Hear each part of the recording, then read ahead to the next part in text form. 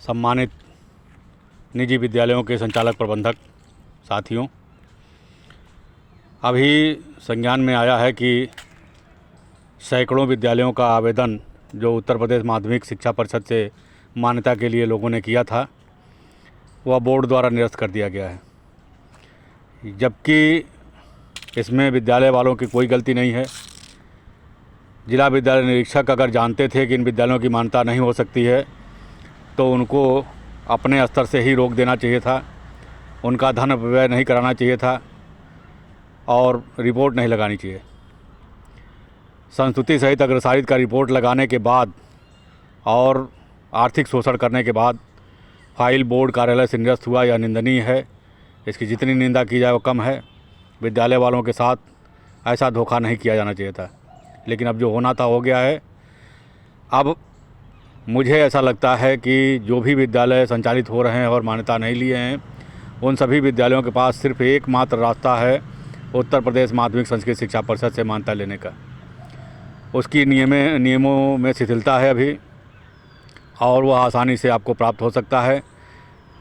केवल हिंदी की जगह संस्कृत एक शब्द विषय का बदलाव है, बाकी सारे विषय लगभग यूपी बोर्ड के ही हैं। यूपी बोर्ड का जो मानक है उसे अब सरकार शिथिल करने वाली नहीं है। जैसा कि मुझे लगता है रिलायंस कंपनी के लिए बनाया गया यह नियम, चाहे वो प्राइमरी का हो, चाहे जूनियर का हो, चाहे हाई स्कूल इंटर का हो, रिलायंस कंपनी की सुविधाओं को देखते हुए उसके हिसाब से स्टैंडर्ड मानक जो बना दिया गया है उसे यह सरकार अब कम करने वाली नहीं है। अब वो रिलायंस कंपनी के विद्यालयों को ही खुलवाने में सरकार पूरी तरह से मग्न है। आप सभी लोगों के विद्यालयों को अगर मान्यता लेकर के सुरक्षित करना है और विद्यालय संचालित करना है तो इसी सरकार के संचालन में चल रहा उत्तर प्रदेश माध्यमिक संस्कृत शिक्षा परिषद सुगम है आपके लिए। आप उस तरफ ध्यान दीजिए और मान्यता लेकर के सुरक्षित होइए। अन्यथा की स्थिति में आप सभी जानते हैं कि यूडाइस की प्रक्रियाओं के अनुरूप अगर विद्यालय के बच्चों का PEN नंबर नहीं जारी हुआ तो अभिभावक ही आपके वहाँ बच्चे नहीं भेजेगा और ना आपके साथ जुड़ा रहेगा। ऐसे में निर्णय आपको लेना है यथाशीघ्र। इस पर निर्णय लेकर के और कार्रवाई आगे बढ़ाइए। एक प्रस्ताव मैंने सरकार और माध्यमिक शिक्षा परिषद और माध्यमिक संस्कृत शिक्षा परिषद के अध्यक्ष, जो दोनों एक ही हैं, को भेज रखा है कि जिन विद्यालयों ने उत्तर प्रदेश माध्यमिक शिक्षा परिषद के मान्यताओं की तैयारी की थी और उस नाम से सारी प्रक्रियाएं पूरी कर ली हैं, लेकिन नियम कठोर होने के कारण विद्यालयों को मान्यता नहीं मिल सका है, उनको उत्तर प्रदेश माध्यमिक संस्कृत शिक्षा परिषद से मान्यता उसी भूमि भवन पर, उसी आवेदन पर संस्कृत की मान्यता का आवेदन लेकर के सारी प्रक्रियाएं वही हों और उन्हें संस्कृत की मान्यता दे दिया जाए। इसके लिए आप सभी लोगों की एकजुटता ज़रूरी है। आप हमसे संपर्क करें 9919030638 पर और इस पर विचार कर, इसकी पैरवी कर इसे करा दिया जाए। भूमि भवन लीज पर करके संस्कृत की मान्यता देने का भी प्रस्ताव मैंने दिया है।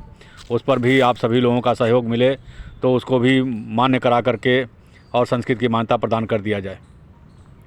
आप सभी लोगों के सामने और भी बहुत सारी समस्याएं हैं। प्राइमरी और जूनियर की मान्यताओं का नवीनीकरण, अस्थायीकरण, ये सब नहीं कराना है, इसके लिए विरोध करना है। 2021 के पहले की जितनी मान्यताएं हैं उन्हीं मान्यताओं पर चलते रहेंगे जो उन्हें मिला हुआ है, तथा यूडाइस उनका जारी होगा। यूडाइस के सारे प्रक्रियाएं पूरी कराई जाएंगी। RTE पोर्टल पर उन विद्यालयों की मैपिंग होगी। RTE में कम से कम 40 बच्चे प्रत्येक विद्यालय को मिलने चाहिए और RTE का भुगतान होना चाहिए। इसके अलावा और भी जो समस्याएं विद्यालयों के सामने आ रही हैं उसके लिए आप हमसे संपर्क कर सकते हैं। उत्तर प्रदेश बेसिक शिक्षक संघ के पदाधिकारियों से संपर्क कर सकते हैं। लखनऊ आकर के कार्यालय पर मुलाकात करके अपनी समस्याओं का समाधान करा सकते हैं, या दूरभाष के माध्यम से, फ़ोन के माध्यम से 9919030638 पर संपर्क कर अपनी समस्याओं का समाधान कर सकते हैं।